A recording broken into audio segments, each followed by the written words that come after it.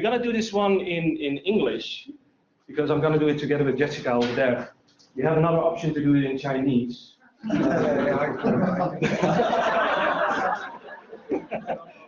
going to tell you something about social media in China.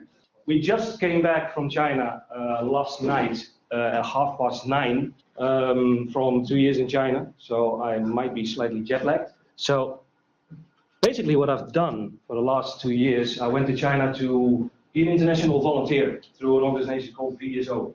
And I've been helping several non-profit organizations. And one of the things at the VSO is that they take people with specific skills, whether it's medical skills, business skills, or whatever, and they place them within organizations in developing countries. In my case, I was asked to be the marketing consultant for an NGO in Xi'an, in China. And what I found out in those 2 years is that it's a totally different world in China.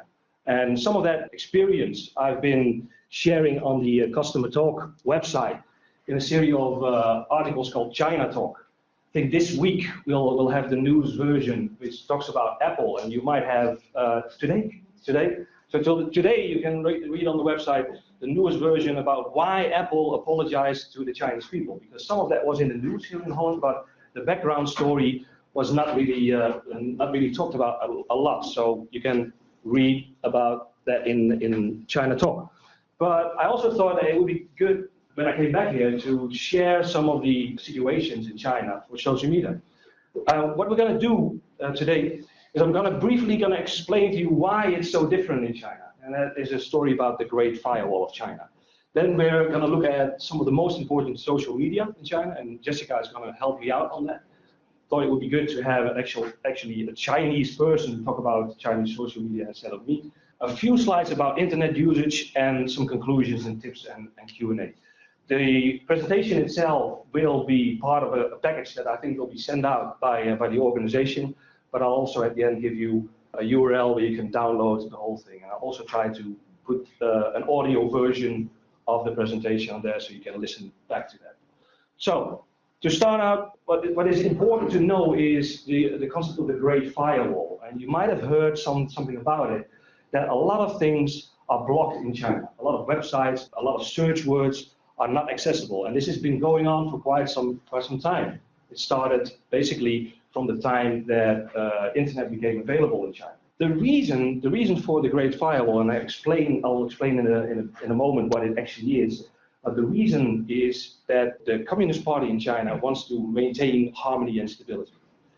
There's a lot of things possible on social media in China, but whenever the harmony and stability, basically the rest among the people is endangered, then the government will say, hold on, this is not what we want. Basically, if you look at it, one of the most important objectives of the Communist Party is to maintain itself. To ensure that they will continue, and therefore they have harmony and stability. So any form of unrest is sort of blocked out in society. And that's in the form of media control and regulation of information. So basically everything that people can read in China on the internet is regulated by the Chinese government. And especially where it concerns politically sensitive terms, so things like Tibet or Taiwan, or maybe some scandals that might be in the news at the moment. Embarrassing news events, some news reporting sites that the Chinese government doesn't like, online messages from activists and dissidents, furthermore political activism sites, but also, for instance, certain websites of NGOs, human rights NGOs, any microblog posts that they might not like, religious sites, and pornography. Religion is still a bit of a taboo in China, so anything that might have to do with any of these topics is sort of blocked and filtered out in China. But there's also a misunderstanding, because some people think that in China you can only access Chinese websites, and that's not the case. Because in China you can access all of the Chinese websites that are hosted on Chinese servers, but you can also access most of the international websites. And if you look carefully, there's a bit of a dotted pattern, so some bits and pieces are missing. And there's an estimate of 18,000 international websites that are actually blocked, that are not accessible. But most of the international websites can be accessed in China. So what is blocked? The project itself in China is called Golden Shield. It's the Golden Shield product. They don't call it the Great Firewall. That's something that the people on the internet may know. On one hand, it's blocking full domain names and pages within sites. So Twitter, Facebook, YouTube, for instance, basically all of the social media sites that we use here in the West are blocked in China. Then you will have some pages within websites. Like for instance, on Wikipedia, certain pages cannot be accessed in China. You can go to the Wikipedia site, but if you try to go, for instance, to a page about Tiananmen Square, what happened in 1989, you cannot access that in China. And probably also pages about Tibet and other sensitive terms. On top of that, there's also websites that get blocked permanently or temporarily, like Bloomberg and New York Times last year published a lot of information about how much wealth the families of the highest ranking officials in the Communist Party had gathered. And immediately their websites were blocked, so no Chinese person could read that. The reason basically is what they try to do in China. They try to keep everything on the servers in China, as far as social media is concerned.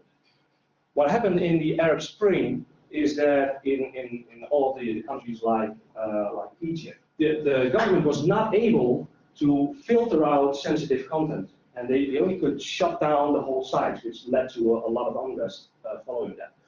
So basically what the Chinese government said is social media needs to run on Chinese servers, which we control, and we can then decide what gets to be published and what isn't published.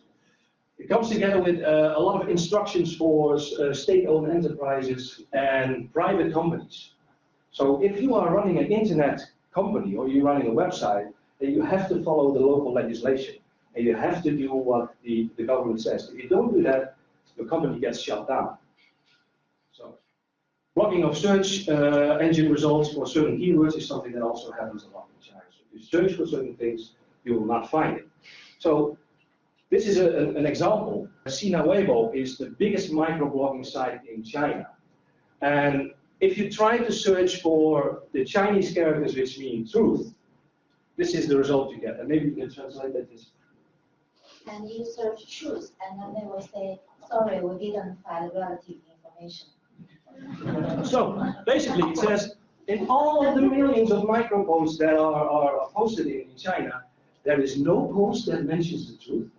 So basically they don't want you to search for the truth. And this is one of the most remarkable things, that the truth is basically not out there in China. So, what to do if we cannot use any of the social media that we have been used to using here in the West? The good news is that for everything we have, there is an alternative in China.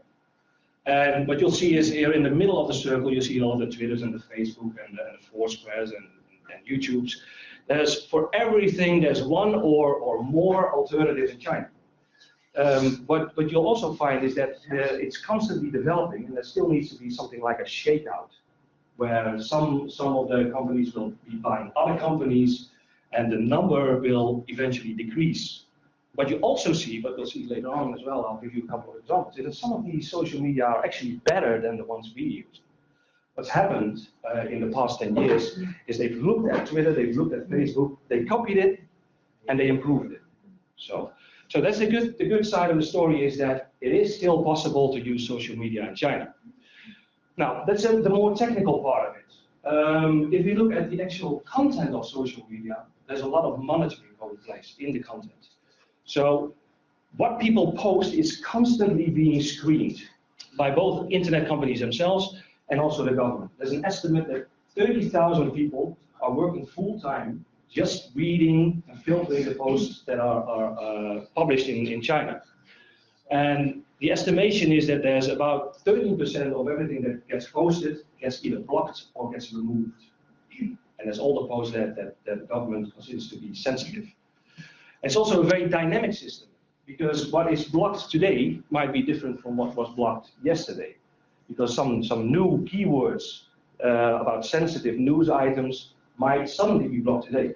What you also see is that there's certain keywords that all of a sudden are not possible to post anymore.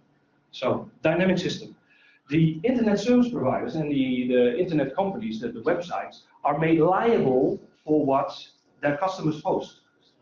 So this also results in the actual companies enforcing this filtering system because their own future depends on it. But at the same time, the same goes for the actual consumers, because they know if they will be posting certain things, especially if you post like, let's all get together in the streets and have a demonstration. Probably the police will arrive at your door before you can actually leave your house. There's a high freedom on certain topics. People think you cannot criticize the government at all. But in China, it's very possible to criticize the local government, because the central government uses social media to find corruption on a local level. So you'll find that there's a lot of criticism possible on a local level, but not on a central level. So finally, we have something that's called the Wu Mao Party, or the 50 cents party. The 50 cents party are people that are paid by the government to curb the opinion of the public. They are called the 50 cents party because they get paid 50 cents for every blog post that somebody publishes that curbs a negative discussion about the government into a more positive direction. So, and they get paid 5 Mao, 50 cents for that. And maybe so you can explain what this means, why they Photoshop this in a 50 cents bill. And there are little black cute horses, and they're called grass smart horse. And translated into Chinese literally, that's 草泥马. It's also the pronunciation for motherfucker. So you can imagine that these people are not very popular online, and whenever there's a discussion about the government, they will try to curb the opinion, and they will be called motherfuckers, or you're part of the Wu Mao Party. So that's basically the situation that you need to work with in China. Like I said, the good thing is that for all of our major social media, there is a very good alternative in China, even though you have to keep some of these things in mind. But as a marketer, you will probably not touch upon all of those very sensitive issues. So these are the most important ones. We'll not go through all of them, but we'll look at some of them in this presentation. You can also look at the articles I wrote for China Talk, and at this presentation later, if you download it, to see some in more detail. So these are the top 10 most important ones. Tencent Weibo and Sina Weibo are microblogs. Pengyou, Kaixin, Renren, Qzone are more Facebook-like applications. This is a gaming community. WeChat is a very interesting one we'll look at as a mobile social network. This is a dating site. And this Duban will also look into. This is more about cultural events and music and books. Now look at these figures. 507 million people using Tencent Weibo, 500 million using Sina Weibo. WeChat, Weixin locally, was started 2 years ago. It's now got 300 million users, of which 40 million are using it outside China. So even people here in Holland will be using it. We'll look at it in a bit more detail, and I'll hand over to Jessica so she can explain a bit more about these different sites. As proceed here, first a brief introduction about myself, and then it will be better for you to understand why I use this and how I use them. I graduated from school in 2004. First, I worked as a tour operator, just to design the tour itineraries for the English-speaking people coming to travel inside China. And after 2 years, I worked as a tour guide, active one, so escort also the English-speaking people just to travel in China in various cities.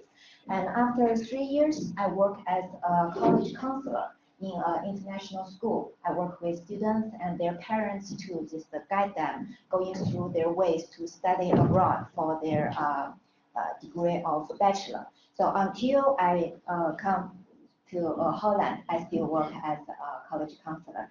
So first is QQ. QQ is the first one that popular in China. A lot of people, they began to use social media from QQ, so as me. So I use QQ since the year 2000. So I keep all of my contacts on QQ, including the friends and family and even students and parents. And it's basically an alternative for MSM, yeah, it's a comparative like semester. And then what's attached to QQ is Qzone. It's like your profile page. So you can have your photo album and also your blogs posting there. So later on, I just find out it's not comfortable to let so many people know what's going on for me. And I tried the Weibo. Weibo is like the Twitter in the West, but it has the more about Twitter is that they can leave comments on your blogs. So you have all of your blogs, they can leave the comments. And also on Weibo, they have a place called a section called Square. So you go to this Square, you can check out the most popular topics and the most popular forwarded messages. So it's like you can just check directly what's going on in China. It's different from what the official news will all concern about. It's more about the common people, what they concern about. And this is the Sina Weibo. It's compared with the following one, this Tencent Weibo is attached to QQ. The Sina Weibo is more popular. Well, like Jessica said, one of the things about Chinese microblogs is that you can leave comments like it was on Facebook. So people use it like it was Facebook. They don't use it like it's Twitter because you can leave remarks and comments below that. But what's also very important about why social media, why Twitter-like microblogs are so popular in China is because of the Chinese language itself. At the top, you'll see a message which has been translated down here, which contains 94 characters. But one character in Chinese is basically a word or a syllable. So you can leave a much longer story than you would be able to do in the English or in our own languages. So this is where our English language ends. And if you look at the message above, it's only 2/3 of what you can actually use in the Chinese language. So a tweet in China or a microblog is a whole story. It's not just one or 1.5 line. Now, another thing that's very interesting about the Chinese microblogs is that you can, inside the application, you can compose what they call Cheng Weibo. It's like a long microblog post. And you can compose that, you can put pictures in there, you can put all kinds of text in there, and then post it in your actual microblog as an attachment, as a JPEG, as an image attachment. Finally, about microblogs, there's quite a good integration with other systems that people use, like Sina Weibo is linked to Sina blog website. Tencent Weibo is linked to the instant messenger QQ, but also to Weixin, which we'll see in a moment. There are, however, a lot of zombie accounts. Probably if you watch the news here in Holland, there was some news on last week about fake Twitter accounts. That happens in China a lot as well, because having a lot of followers gives people face, and having face, having status is very important in the Chinese culture. So people buy fake zombie accounts. The estimate is that you saw that there's about 500 million users on both Sina Weibo and Tencent Weibo. And the estimation is that only 10% of these people are really actively posting. The other ones are either lurkers, so people that only read, or are zombies. Also, what we need to keep in mind is that the profile of microblog users is different. The average age is only 25 years in China on microblogs. Is there already advertising? There are some companies that are using microblogs, and they can use that for advertising purposes. Especially also in the new one, Weixin, which we'll see in a moment, companies can create their own accounts which people can follow. And next, is Renren. Renren is like Facebook in the West. But according to some historic reason, most of the Renren users, they are students. And it's very popular among the students. Almost every student, they have one of them. And the other users is like me, who have a lot of contact with students. So have this Renren.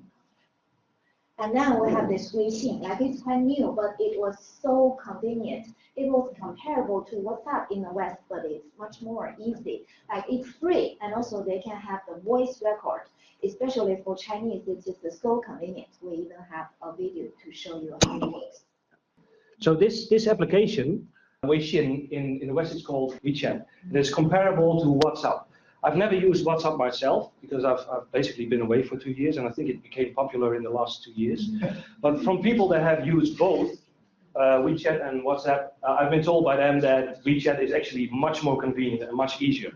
But especially for Chinese people, it is such a good way to maintain contact because of the Chinese language. Look at just posting a Chinese message.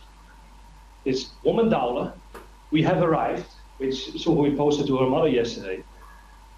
This is how long it takes because there is no keyboard in Chinese, so you need to draw all of the characters.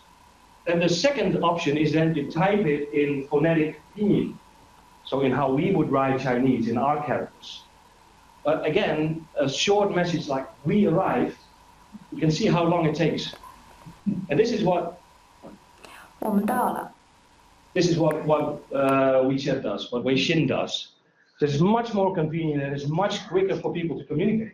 Before I discovered this, I was just walking down the street in Xi'an, and I saw people not talking into their phones, but at their phones. They were like, and I thought that everybody just gone crazy, but it's everybody started using this app. Like I said, it's 300 million users in 2 years.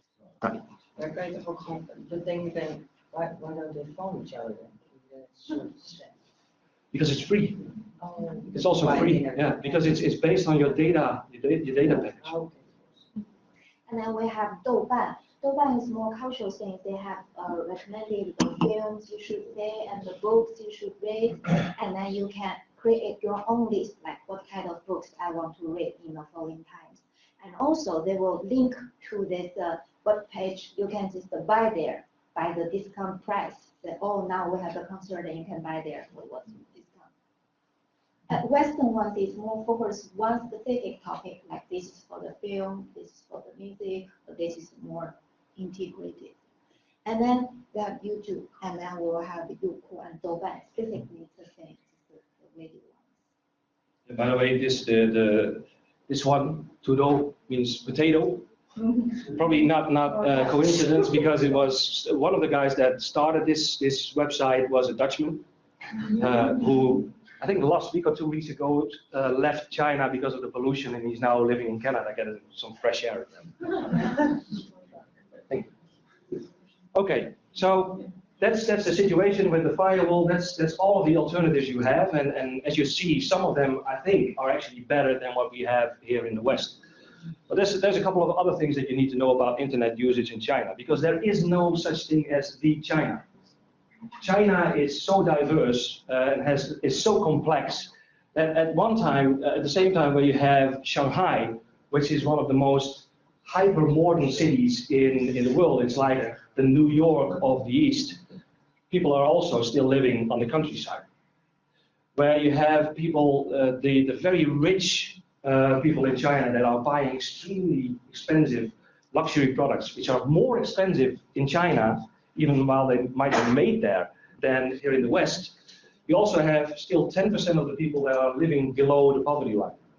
So there is no such thing as one China. Even at one end of the country, you might have the most beautiful nature in places like Yangshuo or Guilin. And this is Beijing early this year, where the air quality index hit at 500, which is beyond index. And it's hazardous. You have to wear a mask to go outside. And the place where I lived in Xi'an, half of the days in the first 3 months of this year were like this. So the complexity of China is much greater, and you also need to take that into account when you talk about the internet. Because there might be almost 600 million internet users, but they are very concentrated, as you can see here, in the eastern coastline. Guangdong, Shanghai, Beijing, and more in the north and in the west, much less people use internet. And you'll see exactly the same thing for the users of Weibo, of the microblogs, even though it's quite remarkable that it has a high penetration in Tibet. The research that found this out couldn't really explain that. It might also have to do with the fact that the composition of the demographics of the people is different there. And the density is also different in Tibet. So also, the profile of internet users is very diverse in China, where people have the misconception that it's mostly the higher educated people that are using internet. You'll see that the majority is actually what they call grassroots. And the Bai Fu Mei, the white, rich, beautiful people, is just a minority of the people. I'll not go through this whole slide, but what is important is there's a gap between East and West, urban and rural. The internet penetration in cities is 55%, in rural areas only 21%. 11.5% of internet users, only 11.5% have a university or higher education. 80% of the people is online less than 5 years and 50% less than 3 years. So also the experience with internet is still very new and very low. Now, also look at this. The rich people are using internet on their PCs, on their laptops, and on their mobile phones. The poorer people are using it on their mobile phones, if they have one, and in cyber cafes. All around China, you'll see internet cafes where people are just playing games and going online to post on social media. It's huge. So also keep that in mind when you think about how people are actually using this medium. Now, as far as mobiles are concerned, these are the Terracotta Warriors. And are there people here that have been to the Terracotta Warriors? Yeah. Yeah? You'll see that they're all standing like this, right? So nowadays people think that they might have been holding mobile phones. But basically what I'm trying to say with this is the way that people use internet is changing as well in China. There are now in China more people that are accessing the internet through their mobile phone than through computers, whether it's a laptop, whether it's a desktop, or whether it's in the cyber cafe. And another very important thing is that the smartphones are getting cheaper and cheaper. It's now almost possible for like people that are migrant workers that came from rural areas to work inside the city to buy a mobile phone and to participate in what's going on the online social media. Now, keep in mind those 30,000 people that are trying to control what's being posted now on social media. And then add to that all of the migrant workers that are now also going to be buying mobile phones and are going to be participating in this. So this is an increasing, more challenging thing for the government to handle. Okay. Some conclusions and tips. A common thing which you'll often hear is that people say, yeah, hold on, they cannot access the internet, but they can use VPNs, virtual private networks. And by starting that, you sort of bypass the whole great firewall, and you can access Facebook, Twitter, YouTube. That's basically how I survived for 2 years, by constantly running a VPN network for $8 per month. And some Chinese people, especially young people, are using VPN networks. I think, Suho, you also use the VPN, right? Yeah, but I use a free one, so it always have problems. Not that when there is a CPC Congress meeting or whatever, and then it stops or it goes more strict. So I cannot frequently use that. And even if you can use that, if it works, and you go on Facebook and you go on Twitter, you'll find that your friends are not there because your friends aren't using VPNs. On top of that, the actual friends I have in Xi'an that are using Facebook only use it to maintain contact with their foreign friends, not with their local friends, because nobody's using it. And if you cannot use it, and also if the functionality of your own social media is better, why would you use it? Why would you go to Twitter and Facebook?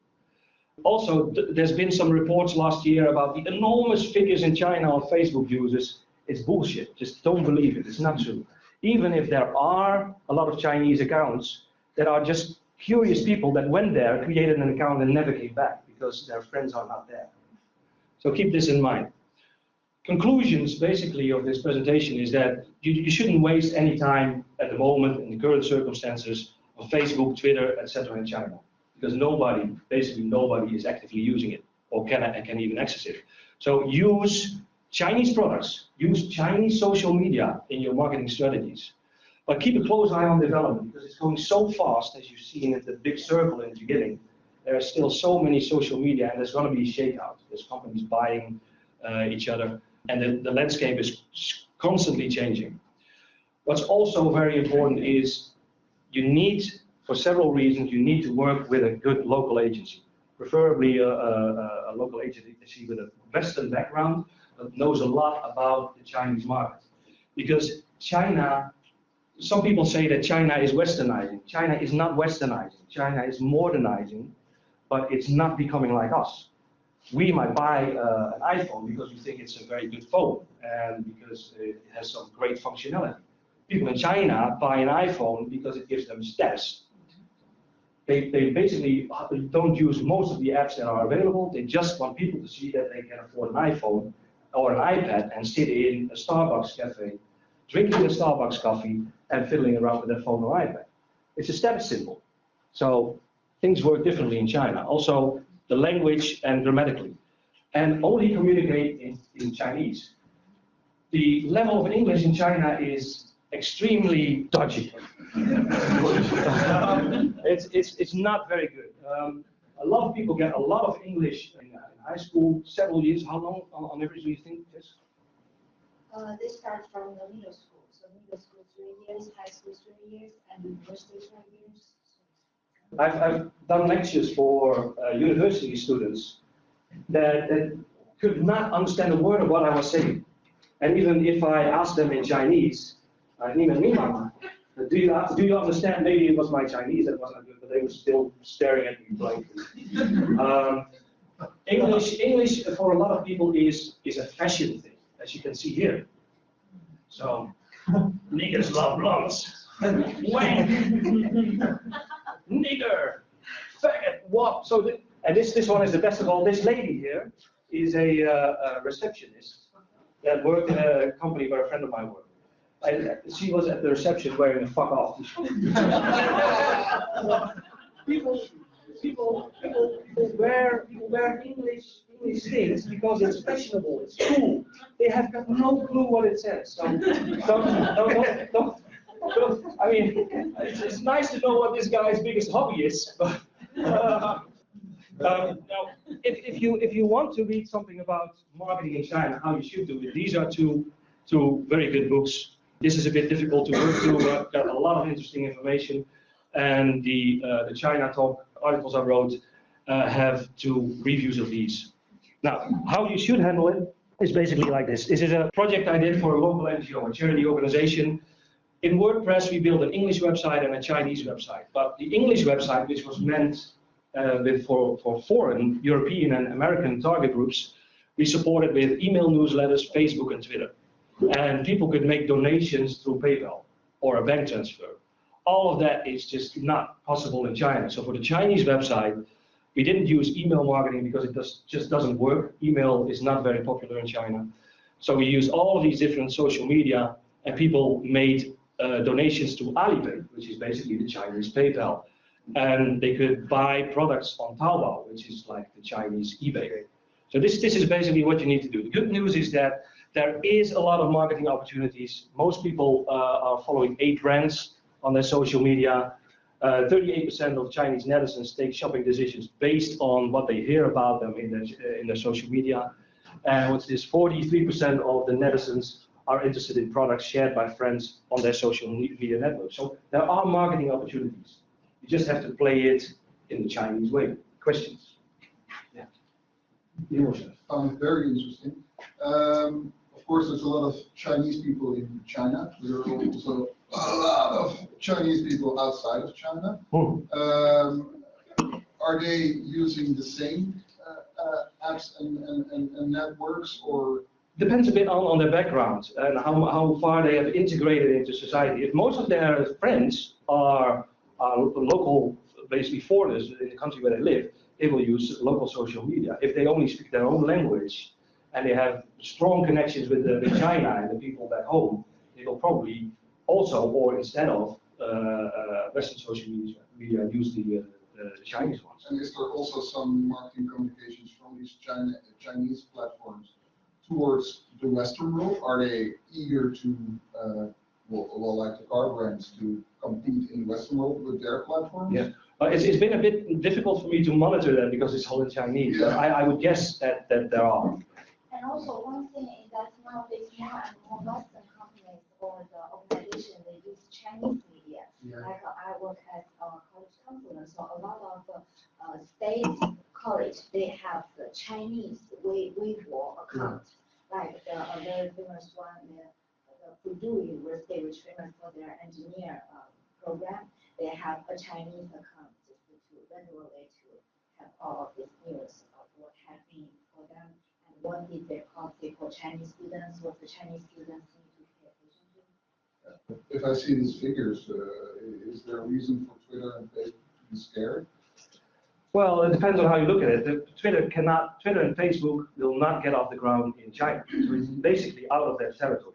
Yeah, but the Chinese platforms might get. Well, I think that the Chinese platforms currently are not offering English versions, with the exception of WeChat and WeChat.